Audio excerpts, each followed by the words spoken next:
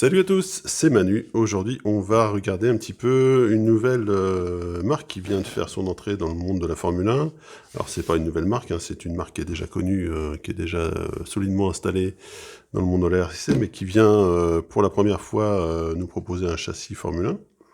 Donc, c'est Schumacher. Donc, déjà pour le nom, on le dit à la française, on va le dire Schumacher. À l'anglaise, on pourrait dire Schumacher, je pense. Nous, on va rester sur Schum. Donc cette Formule 1 donc s'appelle Icon. Donc c'est la nouvelle Formule 1 qui est sortie là il y a quelques semaines chez Schum. Donc on va regarder. C'est un kit nu, hein, sans carrosserie. Je crois qu'il y a l'aileron quand même qui est inclus dedans. Et bien sûr sans électronique. On va faire un petit tour déjà de la boîte de cette icône. Donc vous voyez quelques visuels, pas de photos, pas de trucs, grand chose comme ça. Là sur la dock, on voit bien ce qui est requis pour faire marcher la voiture. Donc une radio, un châssis, un moteur, des pignons, cerveau, lipo, tout ça, enfin bref. Et surtout des pneus. Donc voilà. Et puis devant, pas grand chose. En dessous, voilà, donc un châssis et une boîte quand même qui est assez remplie. On va regarder un petit peu ce qu'il y a à l'intérieur de ce châssis icône. Donc, alors, on a directement les pièces carbone. Donc là, on a le pod arrière, tous les triangles, les supports, toutes les pièces carbone accessoires sont là. On a le triangle supérieur ici. Alors quelques informations sur ce châssis icône, notamment sur le triangle supérieur. Il y aura une version plus étroite, je crois, qui va sortir de ce triangle-là, qui permettra un réglage un petit peu plus étroit de la voie avant. Et puis, ce qui est intéressant, donc comme ils avaient fait sur leur châssis Eclipse, et puis sur leur petite chaume Superstock, je crois. En fait, le pod, lui, est monté au-dessus de la plaque du châssis. On le regardera un petit peu tout à l'heure quand on verra la plaque du châssis. En fait, le pod est complètement indépendant du châssis. Et monté un petit peu au-dessus et sépare l'amortissement en fait en deux parties. Il y aura une partie qui sera amortie par un dumper à graisse. Et puis à l'arrière ici, on aura un ressort en fait. Donc on n'aura pas comme d'habitude un amortisseur complet avec un amortisseur à huile et le ressort directement. On aura le tout sera décorrélé. Un côté ressort et à l'arrière et un côté amortissement à graisse à l'avant. Voilà, donc des belles pièces en carbone. On va regarder ça. Donc je vous l'avais dit, un aileron. Donc c'est l'aileron classique Montec. Hein. Ici en blanc. Il est livré toujours en blanc d'ailleurs dans les kits que j'ai vus sur cette version icône. Et on aura la même chose pour l'aileron arrière. Donc des ailerons à monter. C'est des ailerons qui sont très costauds, hein, qui marchent très bien. Moi j'aurais préféré l'avoir en noir quand même, ça aurait peut-être un petit peu plus facile à adapter aux couleurs, mais bon, blanc ça fait aussi l'affaire. Donc on voit qu'on a beaucoup de sachets, hein, pour de la visserie, pour des paliers de direction. Tiens, ce qui est marrant, c'est qu'on a deux paliers directement. Donc je suppose qu'il doit y avoir soit c'est du rechange, ah non, c'est peut-être pour deux types de cerveaux différents. On regardera ça au montage. De l'huile, alors qu'est-ce qu'on a comme huile?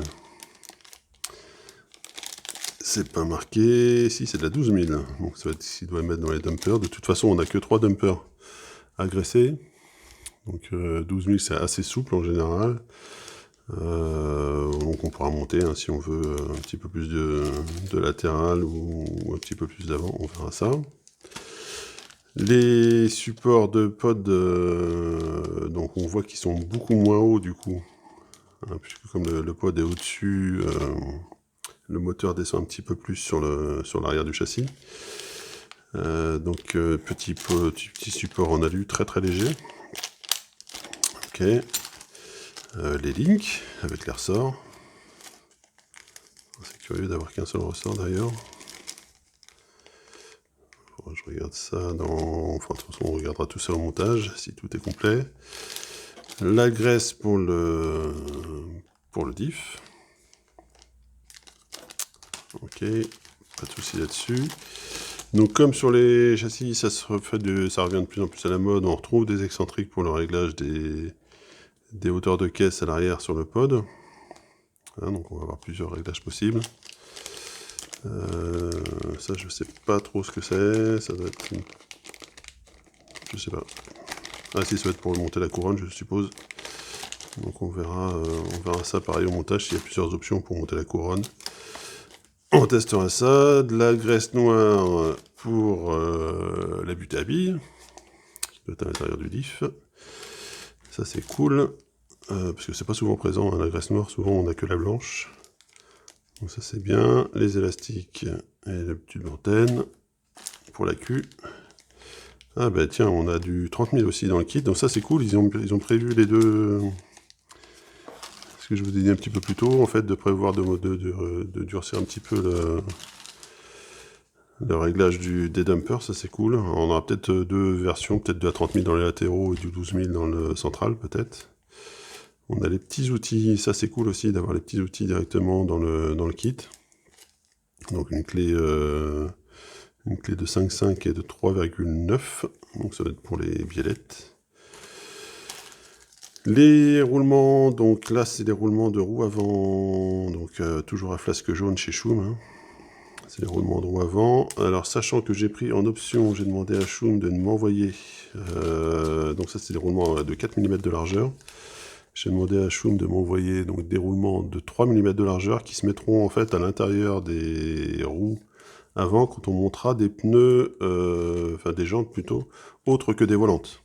Parce qu'en fait, si on monte par exemple du Schum ou du Ride, on va dépasser un petit peu en largeur de voie, on va dépasser un peu les 190 mm, de 1 ou 2 mm. Donc le positionnement de ces deux roulements à l'intérieur, là de 3 mm, il suffit à redescendre en dessous dans les limites légales. Donc voilà, deux petits roulements à changer pour être dans le règlement. Des petits inserts donc, qui se montrent dans le carbone, assez joli, hein. Sympa, avec les petits ressorts. Ça, c'est pas mal. Donc ça, c'est les supports de carreaux. On a du côté diff, là, donc du coup, on a le montage du diff avec les plateaux. Regardez, c'est quand même tout est quand même vachement décalé. On n'a pas de gros sachets comme d'habitude sur les autres marques. Là, on a ce sachet par étape. Hein, on doit avoir les étapes en fait ici, l'étape 15 du montage. Donc le diff, classique à billes avec une couronne en 64 dp. Ok, j'ai oublié de vous parler, il y a la butée à billes ici. Hein. Tout à l'heure, une petite butée à billes qui montre avec la graisse noire. Les biellettes à peu inversées, donc biellettes classiques qu'on retrouve chez la plupart des châssis Schum, qui sont très costauds. Donc ça marche pas mal. De la visserie encore, ça va être le pod central. Je ne sais pas du tout d'ailleurs, je dis pas. On va regarder, petite pièce alu. On verra où ça se monte de l'autre côté. Alors ça c'est ce qui a fait un tout petit peu polémique. J'ai regardé un petit peu sur les forums là. En fait c'est ça c'est le montage c'est les hexagones de roue, hein, pour l'axe arrière. Et on voit en fait que cet hexagone, c'est pas un hexagone du coup, on a que 3 côtés, au lieu des 6 habituels. Et certains se plaignent de déformation de roue sur les chocs et compagnie. On verra ça en roulage. Franchement, j'ai un peu de doute là-dessus. Je vois pas pourquoi ça déformerait plus qu'autre chose. Mais bon, ce sont des pièces qui font leur office. Alors elles sont pas très épaisses, alors c'est peut-être le hub qui s'est déformé. On regardera ça, c'est pareil, en roulage, on testera ça. On espère ne pas prendre trop de chocs. Les dumpers latéraux et centrales du coup, donc on doit avoir 3 dumpers à monter. Ah ouais, c'est ça. 3 dumpers, 2 latérales et 1 central. On a tout ce qui est clé. Ah, ça c'est cool ça. Donc d'autres clés de réglage. Donc on a toutes les clés à laine, donc c'est cool. On a dans le kit tout ce qu'il faut pour monter le châssis. Donc si on n'est pas équipé pour les débutants, c'est vraiment bien d'avoir un petit peu d'outillage. Ça je sais pas ce que c'est. Si, ça va être le palier de direction, j'ai l'impression. Les rotules des fusées. Ça, on va tester ça aussi. Des plots pour le montage du train avant sûrement. Donc on a pas mal de petites pièces à lire, des petits plots, des petits intercalaires là en alu. On a les biellettes, les fusées avant. Donc fusée avant assez classique. Ouais, donc qui sont en deux parties, une partie métallique, une partie plastique, avec deux réglages. Ça, on testera ça, donc de la visserie.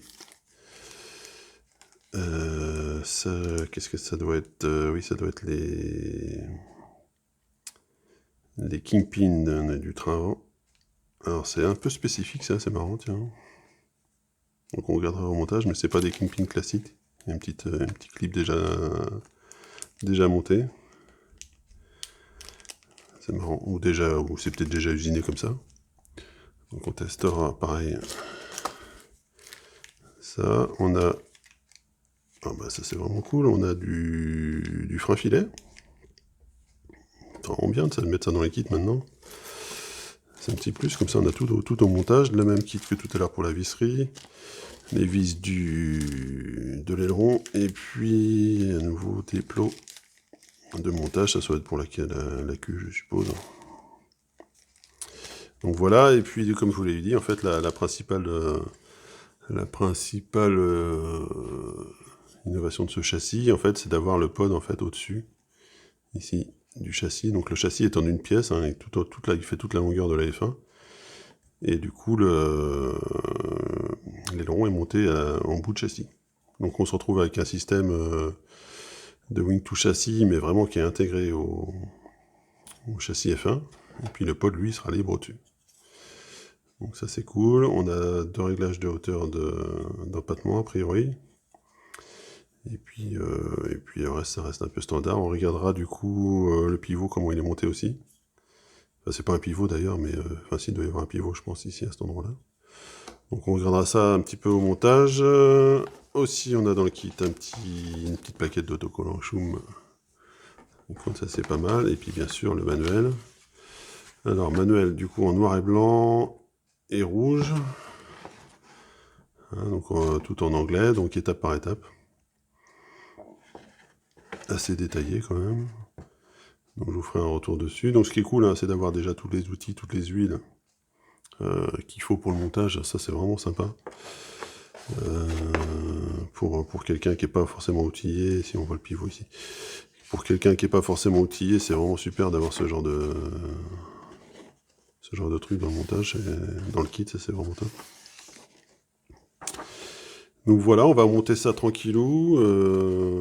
J'ai pris aussi en option quelques autres trucs. Je regarde un petit peu à la fin s'il y a des... Ouais, il y a 2 fiches de setup. Donc ça c'est vraiment bien d'avoir déjà les fiches de setup.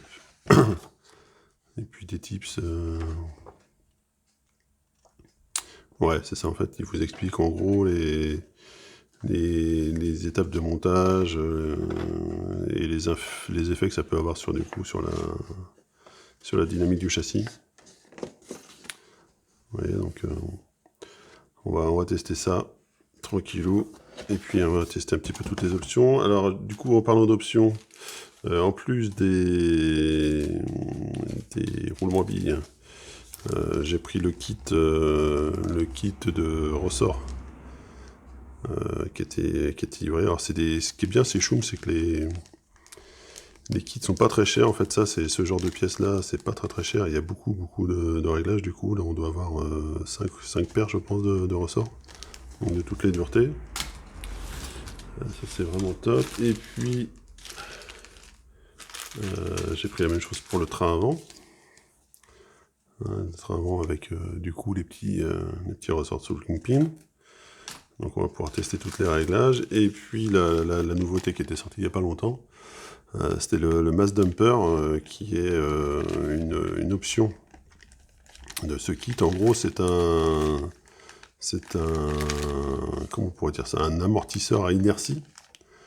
Hein, en gros c'est un poids qui est attaché au châssis sur un axe, et qui est, du coup, il y a un ressort au-dessus ou en dessous, et du coup, qui va faire un effet d'amortissement d'inertie, ouais, on peut dire ça comme ça, un effet d'amortissement de l'inertie du châssis, donc qui va permettre en gros aux roues avant d'être le plus souvent possible, enfin si on le met à l'avant d'ailleurs, d'être le plus souvent possible en contact avec le sol, donc d'avoir un meilleur grip général. Alors d'après ce que j'ai vu, on peut aussi le mettre à l'arrière quand on a vraiment un problème vraiment des problèmes de grip, quand on est sur une piste par exemple où il n'y a pas beaucoup de grip. Donc ça se testera. Il y a 2 poids qui sont livrés dans ce petit kit Mass Dumper, donc un poids de 23 grammes et un poids de 12 grammes. Et puis je crois qu'il y a 2 paires de ressorts. C'est ça, 2 paires de ressorts différents. Donc on verra, est-ce que ça se monte aussi pareil avec de la graisse ou pas, ou c'est juste monté comme ça. Donc on verra, on testera sans, on testera avec. Je vous donnerai un petit peu mon ressenti. Alors c'est une option qui peut aussi être montée sur d'autres châssis F1. Alors le problème du coup, c'est qu'il faut trouver la place de le mettre sur le châssis, parce que les châssis F1, comme on sait, la place est un petit peu comptée en général. Là, elle est vraiment prévue pour être mis ici, hein, sur le centre du châssis. Un petit peu sur le train avant, et puis je pense qu'il doit y avoir la place de le mettre à l'arrière ici également. Peut-être même au milieu, on verra. On verra où on peut tester ça, et puis on testera les différents effets, différents poids. Voilà, ça fera peut-être d'ailleurs une vidéo à part, puisque ça peut être plus intéressant de tester ça, peut-être sur un autre châssis si on arrive à le monter. Voilà, donc on va se laisser là pour cette vidéo de déballage. Moi je vais enchaîner un petit peu directement avec le montage là. Il y a d'autres vidéos qui vont arriver bientôt sur la chaîne. Notamment la fin de la vidéo de montage de la X-Ray. Qui est peut-être déjà sorti au moment où la vidéo sortira, je verrai comment ça avance. Et puis comme d'habitude, je vous invite à vous abonner à la chaîne. N'hésitez pas à mettre un petit pouce, des commentaires sur la chaîne YouTube ou alors sur Facebook. N'hésitez pas à vous abonner. Et puis on se retrouve donc pour les prochaines vidéos de montage de la Shroom, et puis j'espère bientôt de roulage, hein, puisque pour l'instant, vous le savez, les pistes c'est un petit peu compliqué pour y accéder. Mais j'espère qu'on va pouvoir tester tout ça dans de bonnes conditions. Allez, je vous dis à la prochaine. Salut!